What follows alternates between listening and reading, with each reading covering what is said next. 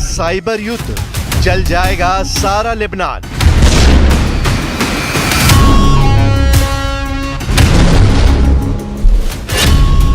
जिसे हाथ लगाएगा हिजबुल्लाह, वो बन जाएगा बारूदी बम।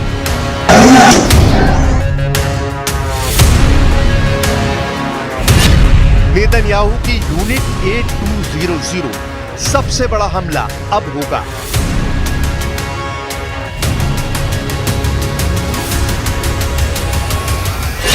नेतन्याहू की गिरफ्त में खामनेई का सुपारी किलर।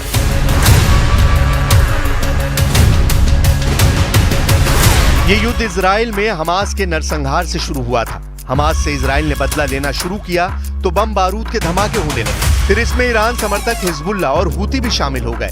इजराइल के दुश्मनों ने रॉकेट और मिसाइलों से हमले किए। जवाब में इजराइल ने जंगी जेट के साथ फाइटर ड्रोन भी इस्तेमाल किए। लेकिन पारंपरिक हथियारों से शुरू हुआ युद्ध अब सबसे भयानक और भीषण हथियारों के दौर में पहुंच गया है। यह आधुनिक दौर का सबसे भयानक और भीषण साइबर वॉर है, जिसमें हिजबुल्लाह लड़ाके बेमौत मारे जा रहे हैं, वो भी बिना सीधे हमले के। इजराइल सेना की यूनिट नंबर 8200 ने ये बारूदी बिसात बिछाई, जिससे हिजबुल्लाह, हमास और हूती ही नहीं, ईरान की भी हेक शुरू कर दी। इजराइल के हमले की धार देखिए, ताबड़तोड़ और अंधाधुंध अटैक का तूफान आया हुआ है। पेजर बम धमाके में मारे गए हिजबुल्लाह कमांडर के जनाजे का ये दृश्य देखिए। अपने लड़के का मातम मना रहे नसरल्लाह के फाइटर्स को अंदाजा भी नहीं था इस जनाजे में भी डेथ ट्रैप बिछाया गया। एम्बुलेंस के करीब भारी भीड़ के बीच जब ब्लास्ट हुआ तो तहलका मच गया। इजराइल ने 3 दिन में 3 डिवाइस के इस्तेमाल से हिजबुल्लाह लड़ाकों को मौत बांटी। लेबनान में 3 दिन में धमाकों के 3 तरीके। पहला हमला मंगलवार 17 सितंबर को करीब 3000 पेजर में ब्लास्ट से हुआ, जिसमें हिजबुल्लाह के 12 लड़ाके हलाक हुए और करीब 3000 घायल हुए। दूसरा हमला बुधवार 18 सितंबर को हिजबुल्लाह फाइटर्स के वॉकी टॉकी में धमाकों के साथ हुआ। इसमें नसरल्लाह ब्रिगेड के 20 फाइटर्स मारे गए और करीब 450 घायल हुए। लेबनान में तीसरा हमला गुरुवार 19 सितंबर को 16 सिस्टम में धमाके के साथ शुरू हुआ है, जिसमें 6 के घायल होने की जानकारी है। हिजबुल्लाह फाइटर बैटरी से चलने वाली जिस भी डिवाइस को छू रहे हैं, वो जोरदार धमाके से उनके चीथड़े उड़ा दे रही है।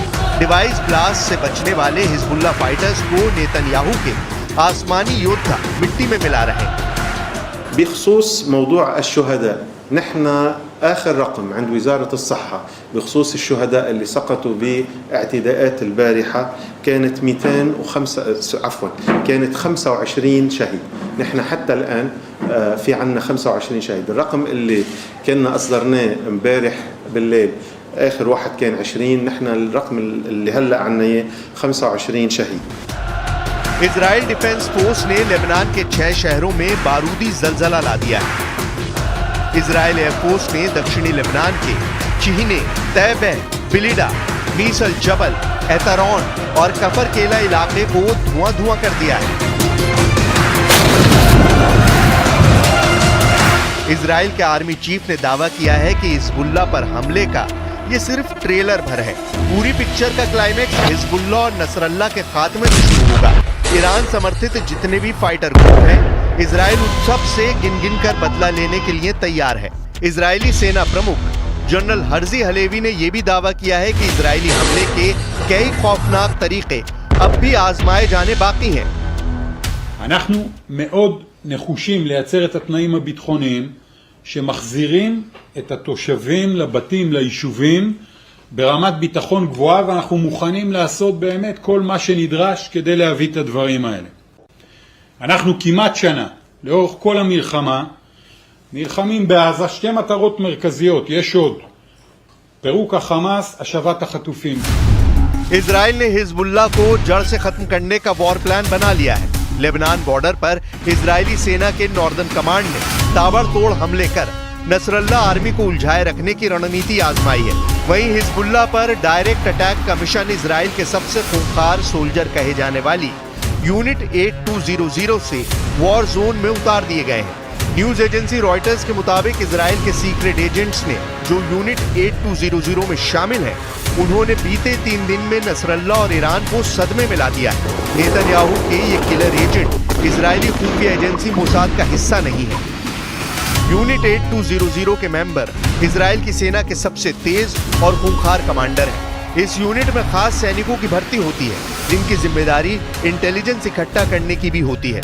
यूनिट 8200 का इजरायली सेना से लेना देना नहीं है, ना ही ये एजेंट मुसाद के लिए काम करते हैं। यूनिट 8200 के एजेंट दुश्मन पर लंबे समय तक रिसर्च करने के बाद हमले की प्लानिंग करते हैं। रिपोर्ट में दावा किया गया है कि यूनिट 8200 सीधे नेतन्याहू को रिपोर्ट करती है। हिजबुल्लाह को दहलाने के लिए यूनिट 8200 के एजेंट्स ने ऐसी प्लानिंग की जिसकी कल्पना भी नसरल्लाह और खामनेई ने नहीं की थी। यूनिट 8200 ने पता लगाया कि हिजबुल्लाह लड़ाके पेजर और वॉकी टॉकी के इस्तेमाल के जरिए ही आपस में बात करते हैं, जिसे यूनिट 8200 ने बम में बदल दिया। दुश्मन की सोच जहां खत्म होती है, इजराइल की यूनिट 8200 के एजेंट वहीं से उनकी तबाही की स्क्रिप्ट लिखना शुरू करता है। तबाही ऐसी जिसे देख दुनिया दहल जाए। हिजबुल्लाह सीरियल डिवाइस अटैक से दहल रहा है, जिसकी अगली कड़ी में बैटरी से चलने वाली कई चीजें इजराइल का बारूदी हथियार बन सकती हैं। पेजर बम, वॉकी टॉकी बम, सोलर बम, रेडियो बम, गाड़ी बम, मोटरसाइकिल बम, रिमोट बम। लेबनान में हो रहे वॉकी टॉकी ब्लास्ट पर एक्सपर्ट्स क्या कहते हैं, ये सुनिए। ये नॉर्मल वॉकी टॉकी है जो पूरी दुनिया में इस्तेमाल की जाती है। इस वॉकी टॉकी के अंदर जो भी बैटरीज है या फिर जो फ्रीक्वेंसी मैच करने वाली जो मशीन है वो सब निकाल के इसमें रखी हुई हैं। अब वॉकी टॉकी में अगर ब्लास्ट करना है तो दो तरीके होते हैं, वो हम फ्रीक्वेंसी एक्सपर्ट से समझेंगे। लेकिन देखिए किस तरीके से ये वायर है, इसमें सब कुछ अटैच किया हुआ है, ये वॉकी टॉकी की बैटरी है और ये बारूद यहाँ पे लगाया गया है। अगर ये वॉकी टॉकी को इस्तेमाल कर रहा है तो अगर बारूद के ज़रिए धमाका करना है इस वॉकी टॉकी में तो इसमें ये बारूद इंस्टॉल किया जाता है और सामने वाला जो वॉकी टॉकी को इस्तेमाल कर रहा है उसे इस बात का बिल्कुल अंदाज़ा नहीं रहता है कि उसके वॉकी टॉकी में बारूद है और किस तरीके से एक डेटोनेटर की तरह से ये बैटरी हीट होती है, आग निकलती है और जो ये बारूद मैंने आपको दिखाया वो किस तरीके से ब्लास्ट होता है। ये सिर्फ हम डेमो के लिए दिखा रहे हैं कि एक छोटा सा बारूद जो दिवाली में हम पटाखा यूज़ करते हैं उसका इस्तेमाल हो रहा है, लेकिन जो लोग एक्सपर्ट होते हैं उसमें अलग तरीके का बारूद डालते हैं ताकि वो एक्सप्लोजिव हो और लोगों की जान चली जाए। लेबनान में मचे बारूदी कोहराम में इजराइल ने अपने रोल की अब तक पुष्टि नहीं की है, लेकिन नेतन्याहू आर्मी ने ये साफ किया है कि ईरान को जवाब देने का वक्त करीब है, क्योंकि इजराइल डिफेंस फोर्स के हत्थे खामनेई का सुपारी किलर चढ़ा है। इजराइल का नागरिक ईरान के लिए तेल अवीव में नेतन्याहू की सुपारी लेकर काम कर रहा था। जिस डबल एजेंट को आईडीएफ ने दबोचा है उसकी डिटेल ये है।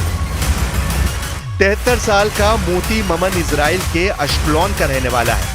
मोती ममन कारोबारी बनकर तुर्की में लंबे वक्त तक रह चुका है। हेनरी फारूक असलान और जुनेद असलान नाम के तुर्की के नागरिकों ने मोती ममन की मुलाकात ईरान के कारोबारी एडी से करवाई थी। तुर्की में ही मोती ममन को ईरानी एजेंट्स ने इजराइल के खिलाफ भड़काया और नेतन्याहू की सुपारी दी गई। मोती ममन को जो मर्डर कॉन्ट्रैक्ट दिया गया उसमें नेतन्याहू के साथ साथ पूर्व प्रधानमंत्री नफ्ताली बेनेट और कई हाई प्रोफाइल नाम शामिल हैं। אירוע שמציב רף חדש של חומרה ושל תעוזה שכמוהו לא הכרנו. אנחנו מדברים על ישראלי שבזמן מלחמה, בעת הכי קשה של מדינת ישראל, נכנס לתוך איראן, מקיים ישיבה עם גורמי מודיעין איראנים